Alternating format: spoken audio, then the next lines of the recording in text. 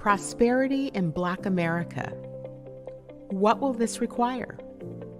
Is Black business prospering? Are we reaching women and minority-owned businesses? How do we achieve earning parity for wealth for our families? Do our children really have access to education? Will our families have choices for our children? Prison pipelines, mass incarceration, tearing our families apart. A healthcare system not accessible to the masses. The disproportionate termination of Black women from corporate America. When will we actually begin to address what's really at play? How do Black people gain more power to help make these changes? This requires a lot of political will and courage. I'm that provocateur of change. I am Cindi Bright. Welcome to Heartbeat. Good evening. Welcome to Heartbeat. I am your host, Cindi Bright. Thank you for joining us this evening as we are positioned to have a good conversation this evening with our guests and our commentators here. There's a saying that says, only those who care about you can hear you when you're quiet. Is that true? We all watched what happened to Twitch. We've seen that the day before his passing that he was on Instagram dancing and appearing as if everything is okay. You know, we don't know what his family knew, but that's a question. When we're silent, are we heard? And what happens when we actually speak out and raise a cry for help? What happened to Kyrie Irving when he raised issues and Nike canceled his contract?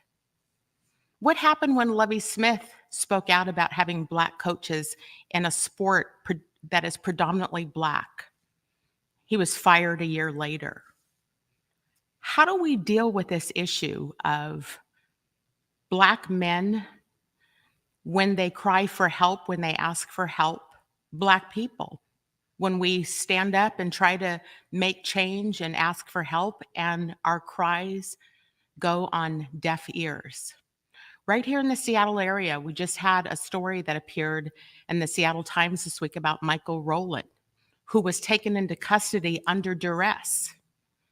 Now we find out there has been a knee on his neck and he's gone and his family is asking for answers.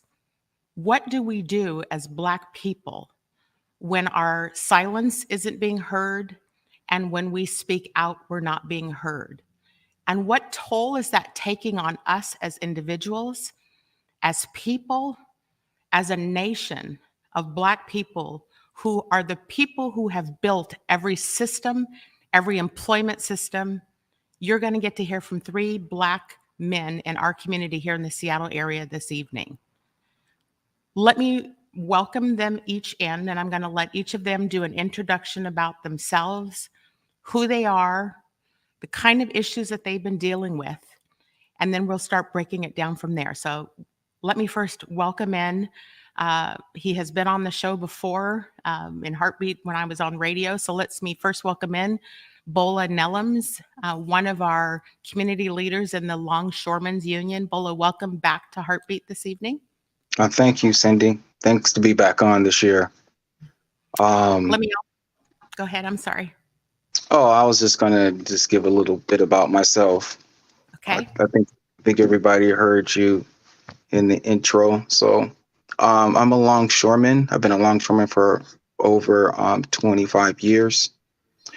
The African American Longshore Coalition chairman. I'm also the Seattle Community Coalition chair. I was working with Chris Hansen to bring the Sonics back to Seattle. So that was a great thing, you know, trying to get a community benefit agreement like they do at the LA Coliseum, LA Live, trying to bring that here to Seattle. I was the labor chair for the NAACP. And that was an interesting and very, very complicated position. You know, it was dealt a lot with a lot of grievances with the community, Black men and women dealing with job discrimination and things that were problematic, you know, at the job site. We'll get to that, Bola. Let me Mhm. introduce and our other two guests with Okay, us this evening. Dre thank you. Franklin. Uh, I think a lot of people know him. I just met him this past week, but Dre is a leader with Build 206 here in the Seattle area. Dre, welcome to Heartbeat this evening. Thank you for hosting. Glad to be here. And last but not least, I call him Palms. His name is Tremaine Palms. He is also a longshoreman here in the Seattle area. Palms, welcome to Heartbeat this evening. Good evening, everybody. Good evening. You know, I wanted to have this conversation. It's interesting. I know Bola and Palms know me and my work, have known me for a few years here. I have primarily focused on hashtag Voice of the Black Woman, but I have come to realize that I need to focus more on what's going on with Black men in our community as well. And I know each of your stories individually.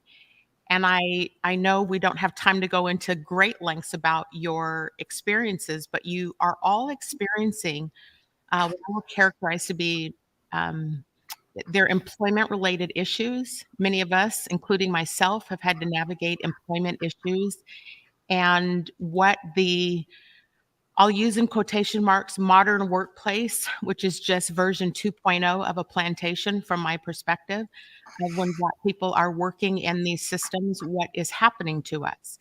Can you talk to us about not only your experiences, but the impact your experiences have had on you individually?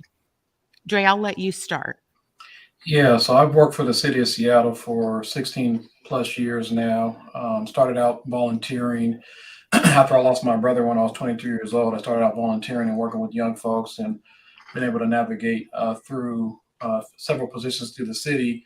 But during my tenure there, just really dealt with a lot of micro, macro aggressions, institutional racism, anti-Black work environments, not taking my concerns as serious as others, not applying policies and procedures and practices equitably and equal. And I also see a lot of this happening to Black women within the city of Seattle as well. So my current role is I work for Seattle Parks and Recreation. I manage a lot of citywide teen programs and activities through our teen life centers. Also really tapped in with our late night program, which are programs, working with some of our most at-risk young people. And then as you spoke to, I also run a grassroots organization called Brothers United Leadership Development, Build 206. But yeah, I think to answer your question directly, like how's it impacted me, keeping it high level, like, I've been diagnosed with, PTSD, depression, anxiety, and those types of things. I've I have a lot of other health conditions. I have ulcers and everything just from there's a level, especially for Black men, like we can't really show how we're feeling. So it's like we got to keep that inside. And now I'm 41 years old. So now some of that stuff is starting to impact my mental well-being, my physical well-being, trying to keep things, smooth and running in the world. Being a father, I have a 14-year-old son, so really trying to be an example for him, and just thinking about the way this stuff has impacted my life and my family's life is it's really disheartening, especially for progressive Seattle, especially for a city that says that it stands on equity, access, and opportunity, race and social justice, and course correcting. So what I found, and I'm going to wrap up, what I found is institutions like the city of Seattle, they operate from an area of minimizing liability. So it's hard for them to course correct and make things be right. And we do have great people that work for these institutions, but when you overlay that with capitalism, it's hard for people to do what's right when their job is tied to it. So I'll pause. I'll pause there. But yeah, it's really been impactful on my mental well-being, my physical well-being, my family, people that are around me. I spend a lot of time and energy sleeping, not sleeping, and just thinking about how to navigate these processes. Yes. Palms, can you also chime in and talk? I know you have also been dealing with a lot of issues. You work for the port here in Seattle. Since I've known you I think I met you in 2018. I think you've been trying to navigate the same kind of landscape. Can you talk a little bit about the impact to yourself of trying to deal with employment related issues?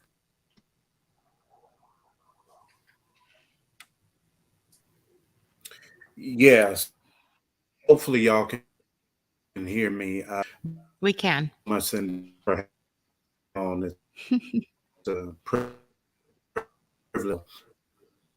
My name is Tremaine, and was in the longshore industry.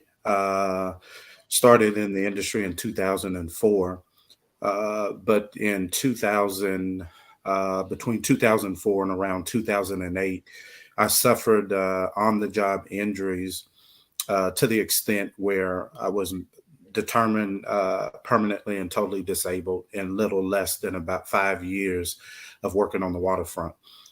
Those particular claims were never processed properly, and there was a lot of collusion among the system with the attorney in the system, among the direct racism related to the union. When a Black person decides to file a claim of disability. So we are not given the same treatment for our injuries when we present those things to the union in hopes of resolution.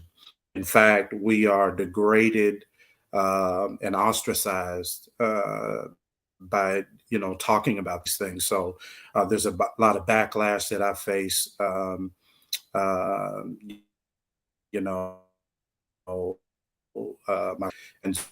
had a lot of impact on my mental health. I've been diagnosed with major depressive disorder, post-traumatic stress disorder, and some disorder, anxiety, and among other things. That's on the mental health side. So along with physical injuries with that as well. So it's been a lot of duress, to say the least, trying to be strong when you have children around, and obviously still trying to fight claims. So I really appreciate the opportunity, Cindi, to come on and just kind of share my story a little bit and be a voice for those who are not in to expose some of the racism on the job.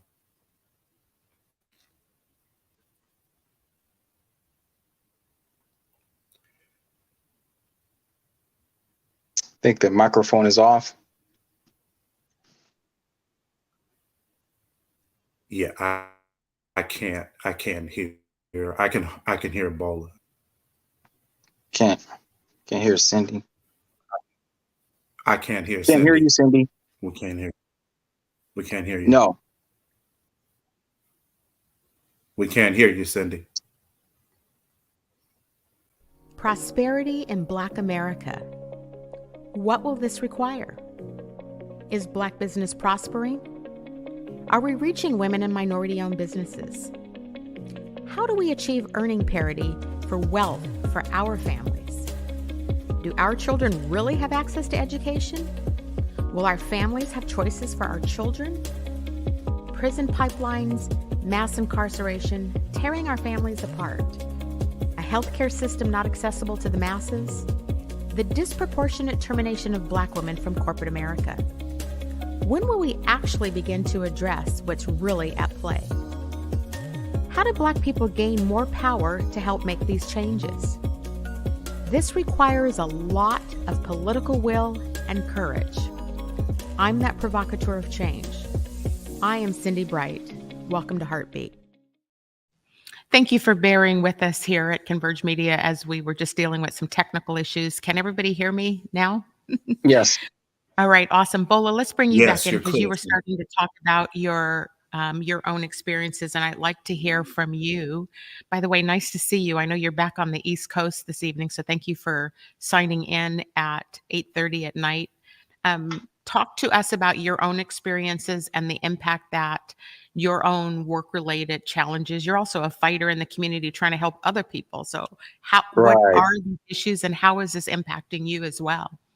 So I pretty much never really been at a job where, like, the longshore job is probably the last job that it's the good old boys are there big time, and there's actually no type of rules for diversity.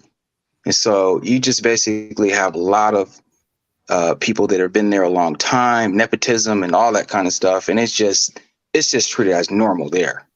And so I never been in a situation like working situation like that. And so when I first came on there, you know, I was just thinking people were just hard timing me because I didn't, know what was up. But then, you know, my first dealing in a situation was a supervisor called me a lazy nigger, right?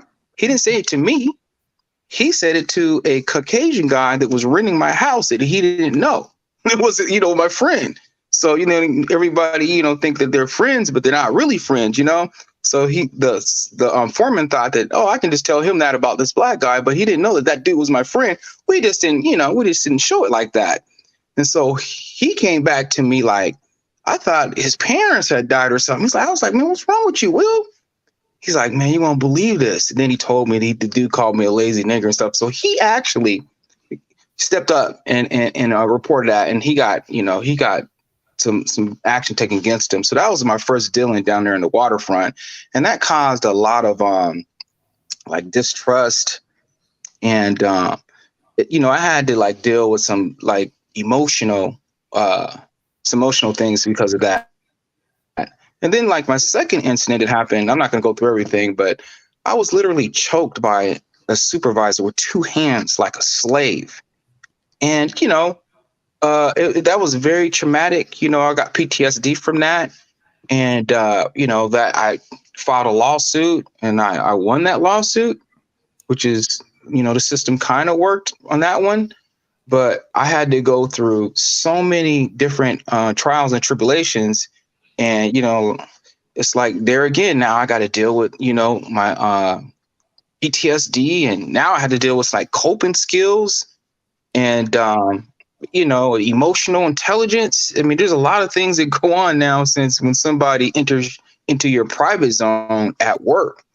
And so it's really hard. Bola, Mm-hmm. I wanted to have this conversation for the very reason that you're talking right now, is because we as a community, we as Black people face disproportionately. So when you listen to my intro, disproportionately, we have to deal with the trauma. And you heard me reference the workplace as being version 2.0 of plantations. Now, that will make some people's hair stand up on the back of their neck, but in my own work, in my own business, my co-hosts, you're going to hear from some of my co-hosts about some of the issues that we've all dealt with. I've been wrestling with, and I, welcome all of your input into this. What do we do? Because here we are. I really firmly believe we're at an inflection point in this country where Black America is saying no more. And for the three of you, you are all in positions. If you heard me last week, I am fatigued of Black people being looked at as the labor, even though all of you are doing labor work. We are professionals. We are actually people and deserve to be treated like people. And it doesn't feel like that is happening. And regardless of the circumstances in each of your issues, I had my own, so not any different than the three of you. I had to fight for my own rights too, to be heard, to be seen, to be paid appropriately, all the things that Black America fights for. What are your thoughts about what we can start to do different? I mean, do you believe we can actually change the system? Do you think what are your thoughts about how we should tackle some of these problems going forward? All of you have described PTSD. All of you have described trauma in your lives, and you're navigating it, and your children, being strong for your children, being strong for your families. I mean, you three are not robots. So what are we going to do? What do we do? Who wants to take that question? I can start off with it. I think that what we need to do is we need a alliance, like a platform where we can have access at some attorneys, access at people that can make an immediate response or difference to our problems. I think if I think of if we like reverse engineer, like what does the white guy do when something like this happens? He talks immediately to like his state representative or to the, to the mayor or whoever, and the king, the people in the community. And so that's what we need to start doing. But we need the blueprint set out on how to do that. And so I think that would be a good start on attacking this problem. Dre and Palms, what do you think? Yeah, I'll jump in. I think we as a community need to support each other and have. That's one thing about Bill 206. Me and my team, like we really rock with each other and friends. So I got a group of strong Black men that I'm able to talk to and get things off my chest, and help navigate and do collective decision making. That's one thing. I think we need a support system, but also systems, institutions, the world. We need to stop operating from a standpoint of minimizing liability, because if we're only operating from minimizing liability and exposure, it's hard to get to a point where we're going to have equity, access, and opportunity and do what's right. It's hard to do what's right when you're always trying to go to the law department or bring the lawyers in or go to HR, which is supposed to be helping people, but HR is really an extension of these law departments that are really there to protect the institution from wrongdoing and liability.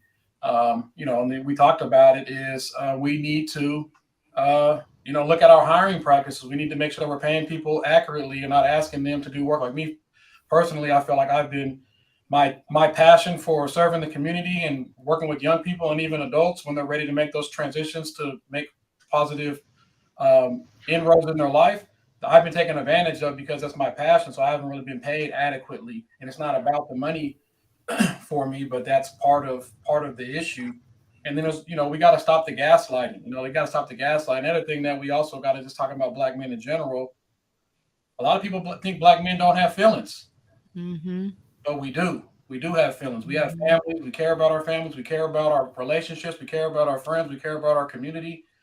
And sometimes we got to go through life being cool, calm, and collect. But it's kind of like the ocean. Like you see, the ocean is calm on the top, but it's rare all these storms and stuff going on that nobody really knows about. So we as a community can check in on each other, men and women, check in on each other, make sure we're supporting each other. But a lot of these institutions are just here to defend themselves. And when they make mistakes, and we're all going to make mistakes in our life, individually, personally, professionally, but we need to have a safe place to be able to say, hey, you know what? We made a mistake. Here's the things that we're going to do to course correct these things. Otherwise, it's going to continue to happen over and over and over. And we're just going to sweep it under the rug and settle lawsuits and all that, but really never address the root cause. We're not really dealing with the decay that's there. We're just putting a crown over the decay and not doing the surgery that needs to be to get the rot out. I love how you just described that, Dre, which is actually kind of a shame that we have to actually say this to the public, but Black people, and for this conversation tonight, Black men are people too and have feelings too. And I've often said, and I'm just going to use myself as an example, the first word that people use to describe me is that, she's a strong woman. Well, strength is the result of pain. And so if you have any emotional intelligence, I think one of you used that term, you'll understand that how we are is a result of what we have to live through. And our worlds are not easy. And so having empathy and compassion for Black men, for what Black men are dealing with, is from a very basic level we need to start so that we can help address change. Maybe I don't know if we can change it. I have a cynical side to me about that. But certainly when you look at, in the news this past week, we all watched what happened when Damar Hamlin died on the field. And within 5 minutes of before he was resuscitated, the upstairs room was asking about getting people back on the field, getting the game going on, right? Shut up and dribble. Just do what we tell you to do. Make us money, make us profit, make sure that we are wealthy while we don't look out for your well-being. That is a real issue. Palms, talk to me about, from your perspective, the things I just shared about, just from the sports world alone, predominantly Black men in the labor world, predominantly Black men. What are your Yeah, Go ahead.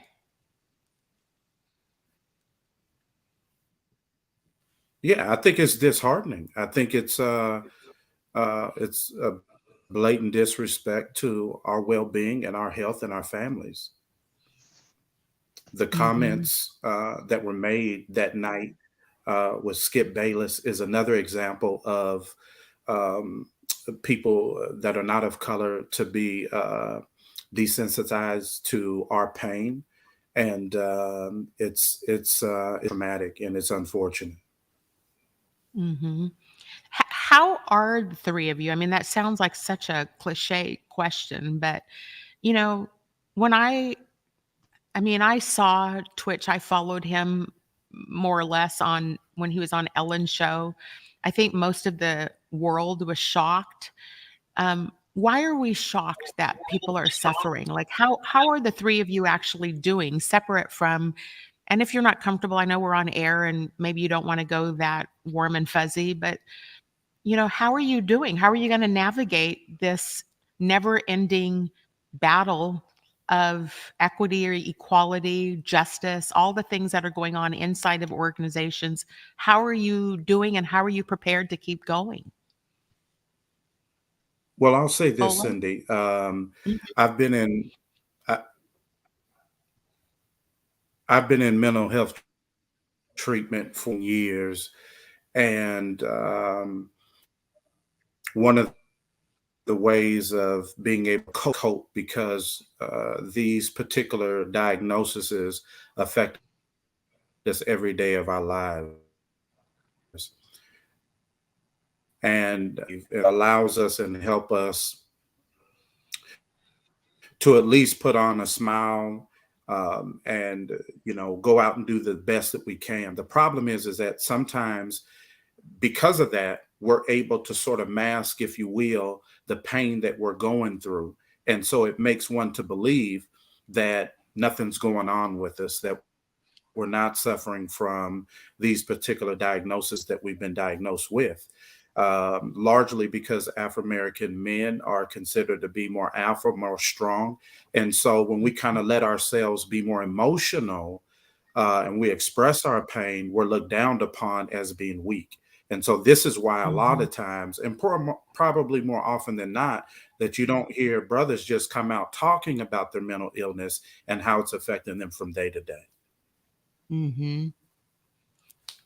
Bola, did you have some thoughts? Oh yeah, I think you're right. I mean, if we could, as a black man, if the shield could be pulled down and we could show like our compassion and empathy, we'd be crying in the streets right now. We'd be crying in the streets. It's really hard as a black man to like show your feelings about things, because not only do you have to deal with the situations at work, but there's situations at home and in your family and your community you got to deal with that are real. And so you really have to develop some type of coping skills to deal with all the things that are coming at you every day. And it's just something that moving, in your life that you just have to do and have to figure that out. And if you have a way to do it, that's great.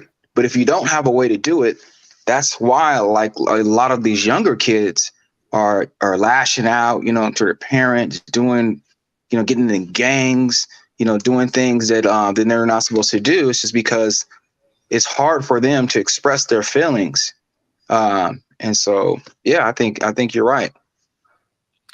To the younger Black men who are listening to the show or will hear this show, before we're almost at the half, I told all three of you this is going to go by so quick.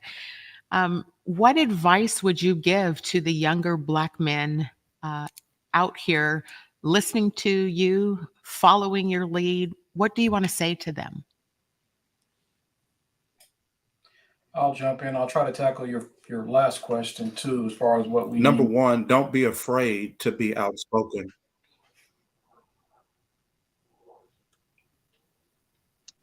I'll try to tackle your I'm sorry, your who's question. going? It's all good, bro. Um, I think what we need to do is just continue to be resilient and be leaders and support one another. You know, it's unfortunate that we're still having these conversations in 2023, especially, you know, the gains that we thought we had in 2020. We thought that folks were waking up in 2020, and then we were going to see some changes and investments into our community, into the Black community. Advice I would give to young folks is know that you're great, especially Black folks. Understand that we come from greatness. We've been through a lot, and we're still here. They can't stop the rain. We're all from Seattle. If you're from Seattle, you can't stop the rain, right? We are great. You know, make sure that we're supporting each other. Don't let these institutions, these schools, or whatever else. I went to, between kindergarten and 12th grade, I went to 10 schools. So statistically speaking, I shouldn't even be sitting on this call right now, or even having a position with the city of Seattle, or doing work in community giving back, or having a kid, owning a house. So if I can do what I can do, and these other brothers can do what they can do, coming from where we've come from, believe it that you can. This goes to the young women, anybody else listening too. Like, it's never too late to really make a change and do what you want to do. We're so dope as a people. The things that we deal with, the resiliency that we have, it's really astounding. You know, when you step back and really look at the stuff that we've accomplished with the amount of stuff that we've been through. So I think we need to work together as a community. We need to support each other. We need to hold these institutions that we're paying taxes for. We're paying for services, but a lot of times we're getting disservices for what we're paying for. We need to hold them accountable, or we need to exit out of them and start our own institutions and get our same tax dollars, our money. That's our money to run our own institutions. I couldn't agree more. I'm going to ask the three of you to just stay in the waiting room, if you will. We're going to do a quick commercial break, and then I'm going to bring in my commentators with me this evening to talk more about this, but I don't want you to hang up. So will you guys just stay in the waiting room while we go to commercial break, and we'll be back in just a couple minutes. Okay. Absolutely.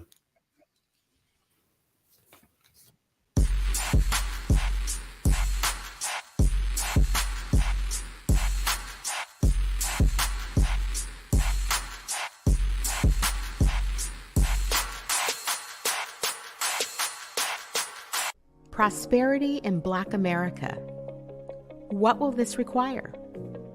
Is Black business prospering? Are we reaching women and minority-owned businesses? How do we achieve earning parity for wealth for our families? Do our children really have access to education? Will our families have choices for our children? Prison pipelines, mass incarceration, tearing our families apart. A healthcare system not accessible to the masses. The disproportionate termination of Black women from corporate America. When will we actually begin to address what's really at play? How do Black people gain more power to help make these changes? This requires a lot of political will and courage. I'm that provocateur of change. I am Cindi Bright. Welcome to Heartbeat. Will you marry me, baby? Yeah. Yeah, let me put this on you. What's up, everybody? It's your girl, Trey Holiday. We're bringing back Black. We need something to warm all of our hearts and to elevate love once again in our lives. We want y'all to go to where we do Black love. So you pull for the next rendition of this show. Let me sit down and have them on my couch and share how their love can inspire us all. Make sure y'all go and get your nominations in today and be on lookout for Black Love When We Met coming at you on Converge Media very soon.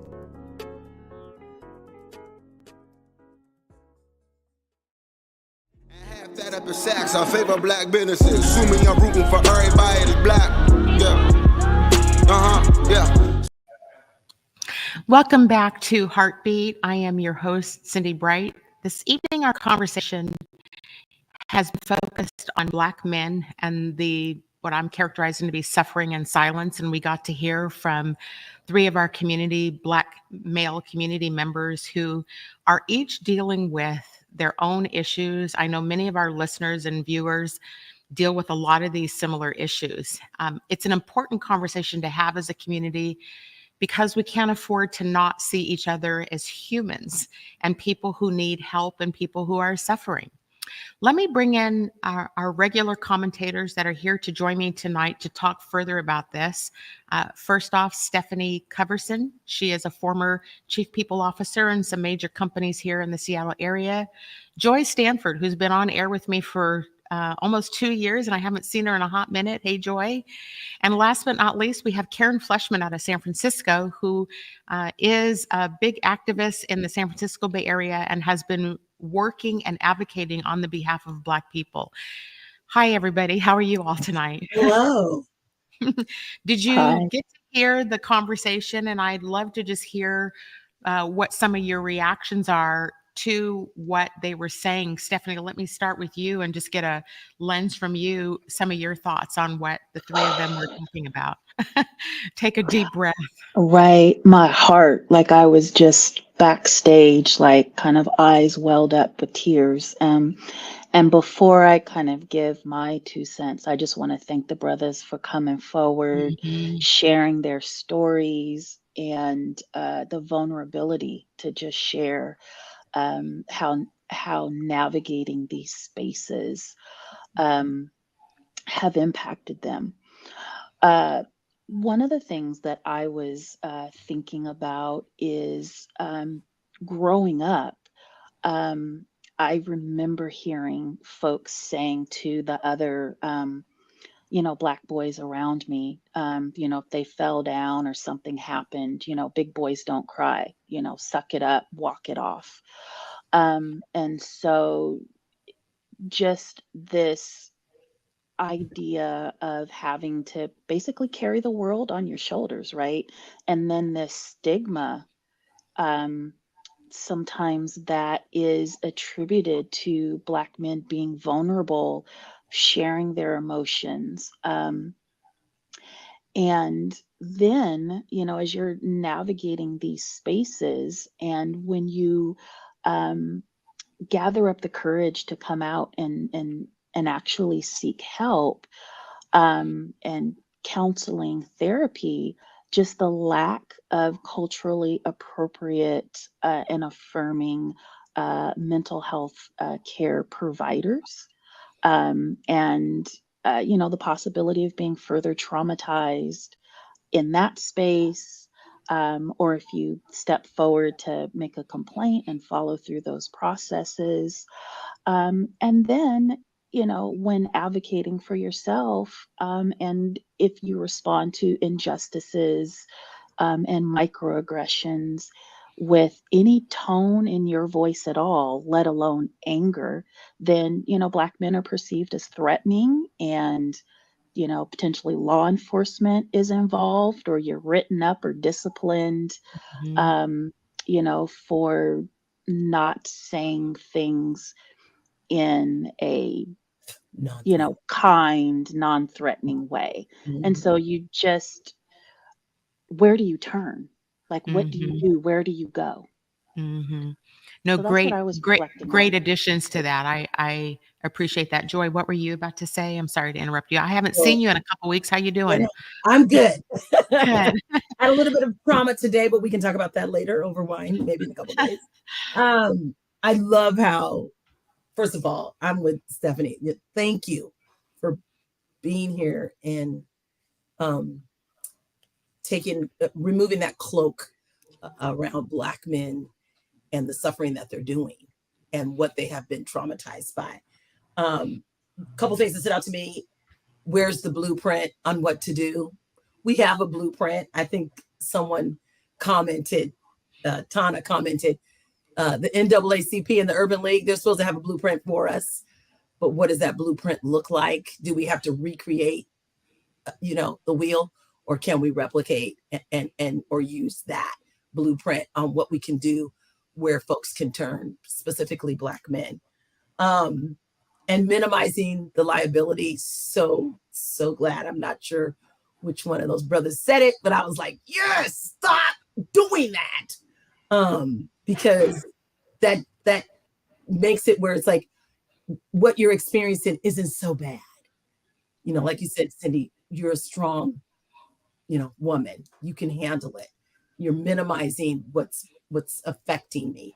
And so I was really glad to hear somebody verbalize that. And HR is not there for all of us. HR is there for the institution. HR is to protect the organization, whether that's a nonprofit, a company, for profit, it doesn't matter. They are there to protect and defend that institution. So where do we turn when we're in an organization? Who do we go to? And that is, I think that's the best question we can ask. It's actually a great comment. You know, I want to add to that before I hear from Karen. Both Stephanie and I are former HR people. And two things I would say. One is that it is not my belief that HR should be there to defend the company, even though that was a huge part of my responsibility, which is to look out for the business.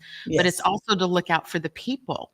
And so good HR people, I mean, I consider myself that I was a good one. I mean, not everybody liked me, not everybody will.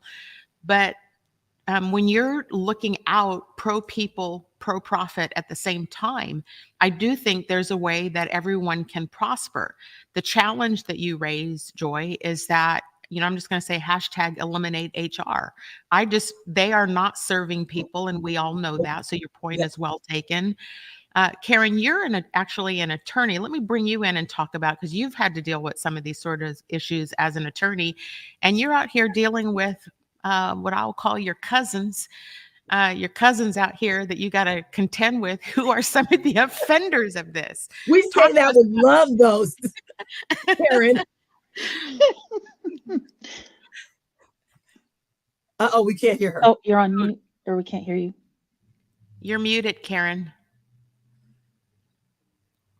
Yes. Sorry about there you that. Are. Yeah. I have a show called Collect Our Cousins that's all about white people engaging with other white people and bringing them along on this journey. And I think that's what really struck me during the show is I hope that white people are listening to what these men are experiencing and realizing we have to change. Again, we spoke about it last week with more and more Black elected officials in the state of Washington, but without being able to form a multicultural alliance, a multicultural coalition, they still don't have enough power to change the laws to remove anti-Blackness. And so I just want to say to white people, we have to change. We have to change our beliefs. We have to change our behaviors. We have to change our laws. And we have to recognize the fundamental equal humanity of Black people and that they do experience pain and that they are not deserving of horrible treatment, but they're human beings just like you and me. And we have to change the way that we interact. Just horrifying to listen. The first young man who spoke talking about he lost his brother at an early age, what that does to you throughout your life to experience something like that. And this is, you know, Black people have fought endlessly to make things better. The NAACP, the Urban League, all the things you're talking about. But unless and until white people change, the actual amount of progress is going to remain limited. So I just hope that white people are listening and taking this all to heart. You know, Karen, one of the things that you just said, and it's probably from my perspective, one of the most important to talk about tonight, is why Heartbeat exists. It's about where power is, how people are put into positions of power to change. Now, if you look at the three men who are on with us this evening, they work for the port and they work for the city. Those leaders of those entities are elected officials.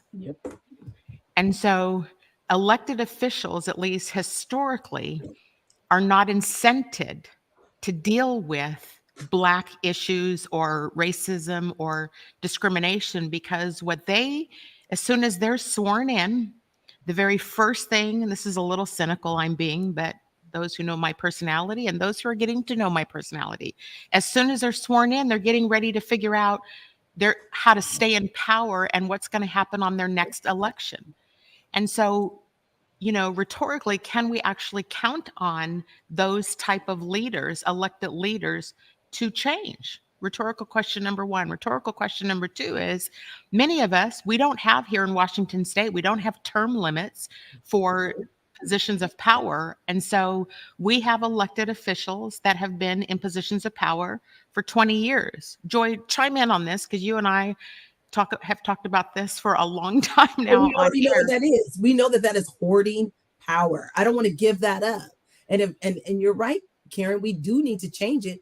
But in order to change it, that would mean someone would have to step back, or someone would have to say, I'm going to relinquish this, or I'm going to bring in people of color, Black women, Black men. I'm going to bring them in. I'm going to train them because I'm not going to feel threatened by them.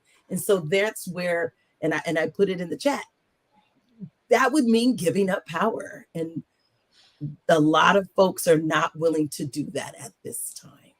Yeah. So let me ask this question. I mean, do any of you believe that we can actually change this? Not without a whole lot of rallies. What'd you say with that, what? Rallies and marches. We need the rallies. I mean, to make things happen, you need to make them visible, right? We saw what happened during George Floyd. We saw what happened during Breonna Taylor. We are all still saying their names.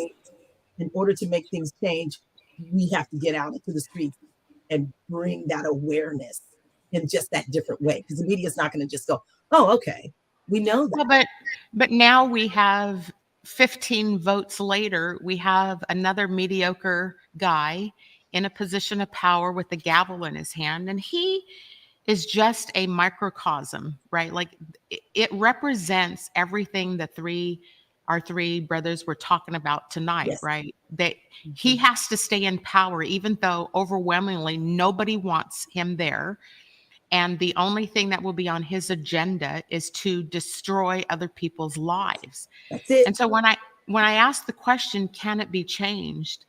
I guess the parallel question to that is, Dre actually said it when he talked to his organization, Build 206, Building Unity and Leadership Development. Should we focus our energies more on building a separate system away from these folks? Because let's be clear, elected officials, Democrats, cannot get into office without the Black vote.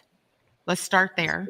That's Number true. 2, business cannot prosper. We have a large enough consumer buying power that we can change outcomes in any situation by not spending our money there, by mobilizing and working together, what Dre was saying. When I've said this publicly and when I've said it in circles, people ask me, well, Cindi, are you for segregation?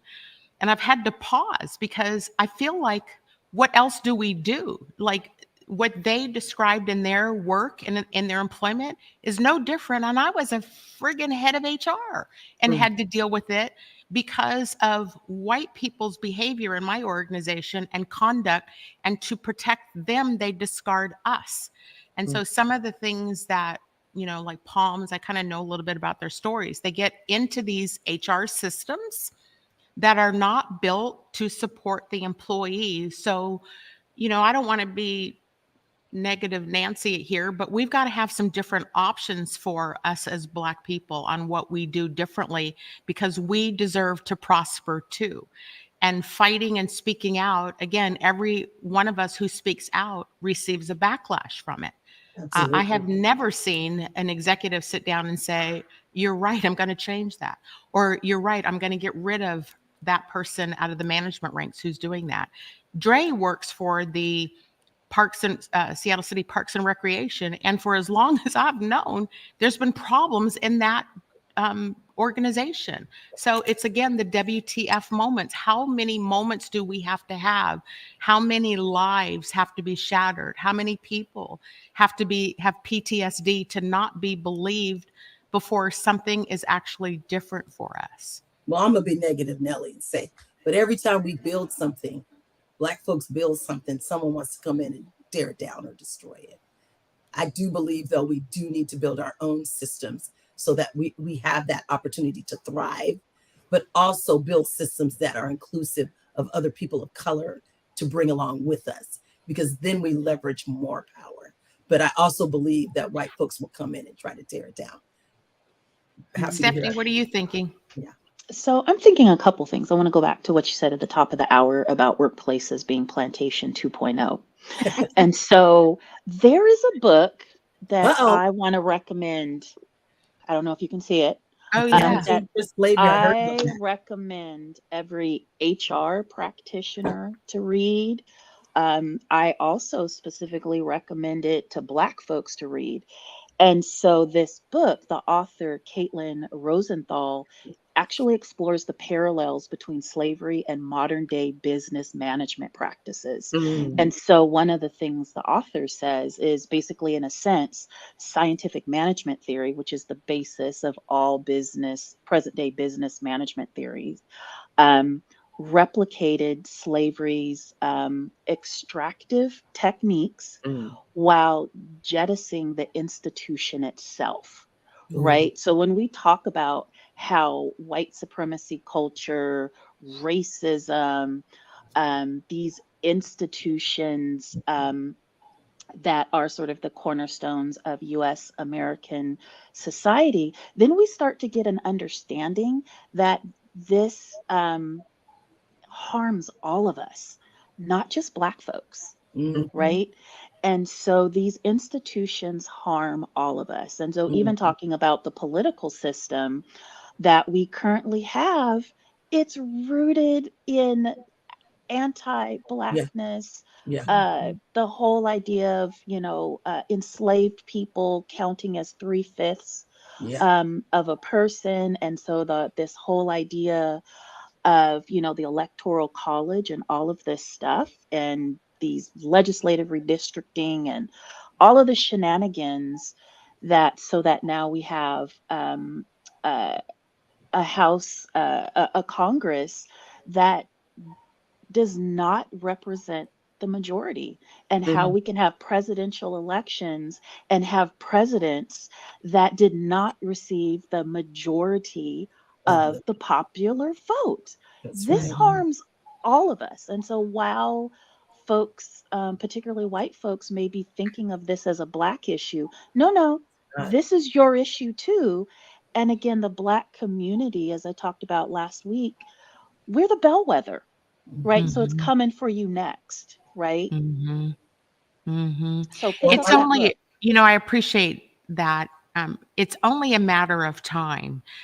I've said, I'll let Karen chime in on this too to see what she thinks about this, but it's only a matter of time that white people are going to deal with the same issues. It's going to hit them, because where it's hitting them now, whether they understand it or not, is it's hitting the 50-year-olds and above, right? So the ageism issue is there. And when they start to get discarded and not valued and laid off because they're too expensive on healthcare costs, I think Stephanie can recognize. I know I've been in a lot of meetings in my HR career of cost cutting, and where you start to focus is where it's your healthcare expenses, your salaries and your healthcare expenses.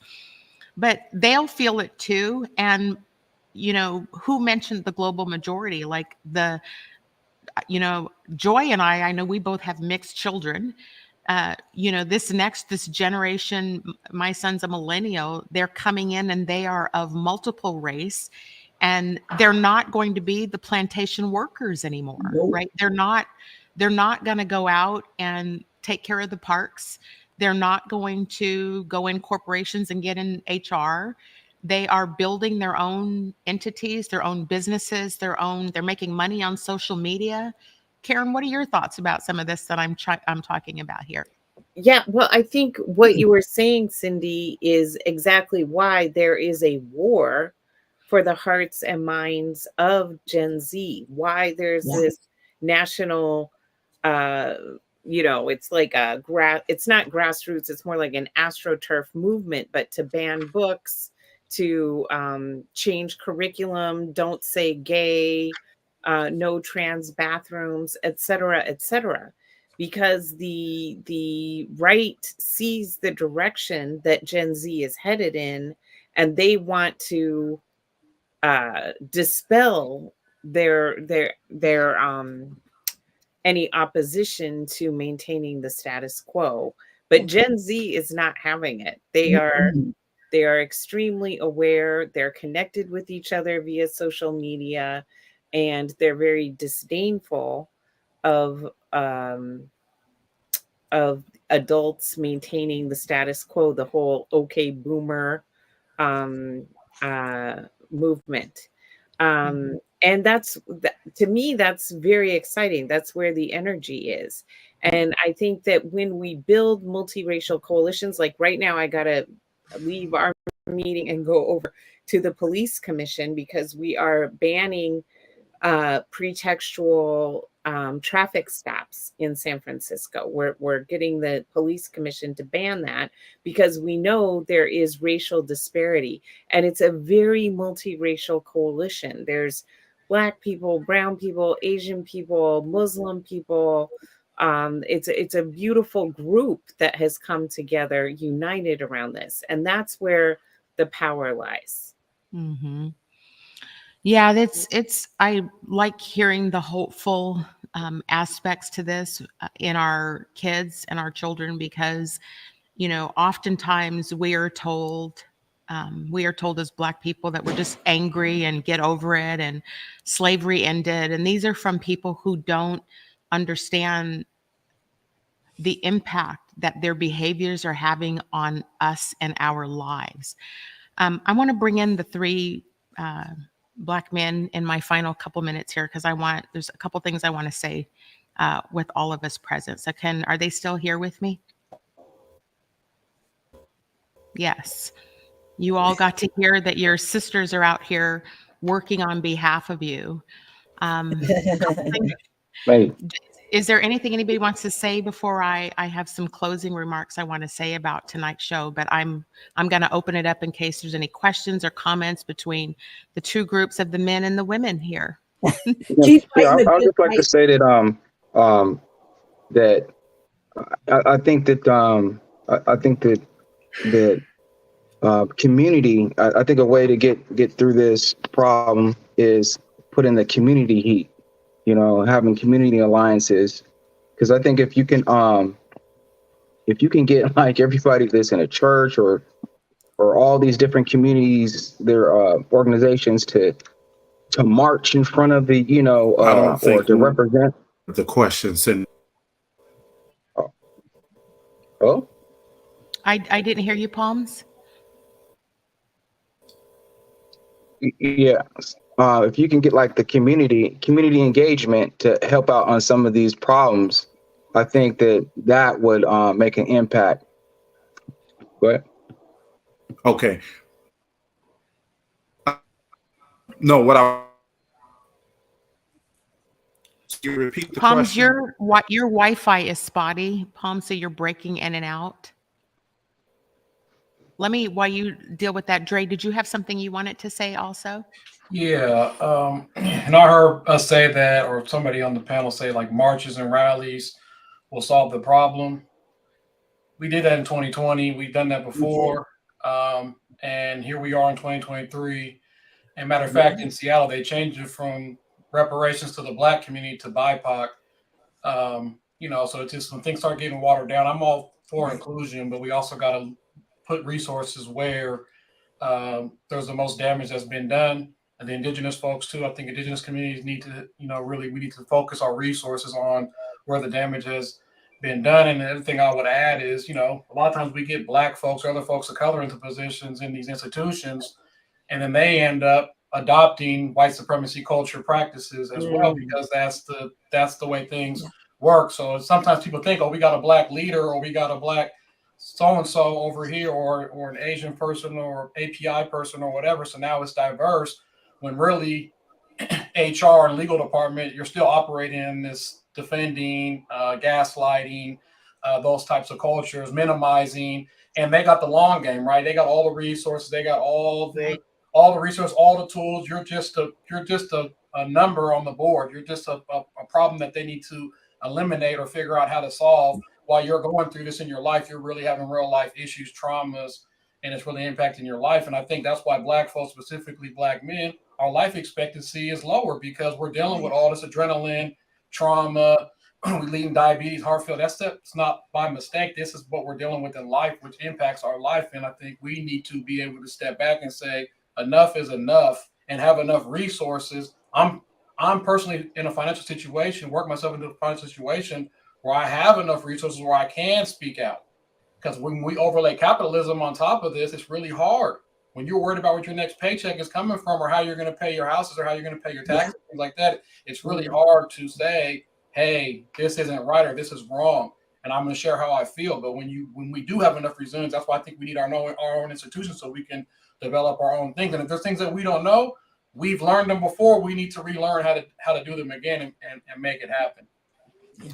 Well, look, let me just take a minute. I want to thank the three of you men who came on with me tonight. And I also want to thank my co-hosts, Stephanie, Joy, and Karen that came on with me tonight. I think in my closing comment, I want to say this to the three of the Black men here. And I want to say to you that we see you. And I want to say to our community that Black people deserve to have joy and happiness in our lives. And to do that, we need unshakable peace. And to be able to have peace inside of us, we need justice. And so if we can't have justice, we're going to have to do things different for ourselves. Because coming on week after week, and Dre, I see you emotional, and I am too. This is tough to come talk about every week. This is tough to have to face in our daily lives. But I think on behalf of the other women here on the show with me tonight, we want our brothers to know we see you. And to our audience who joined us tonight, thank you for being a part of this conversation. Thank you for stepping in and helping to keep these conversations alive. Thank you for helping us to fight a battle that has appeared to be endless, but that it's the comment or the term Ubuntu, right? We move together. We need to move together. Thank you all for joining us tonight. We ran a little over. We'll look forward to seeing you next week. Half that up in Saks, I favor Black businesses. Assuming I'm rooting for everybody that's Black. Yeah. Yeah.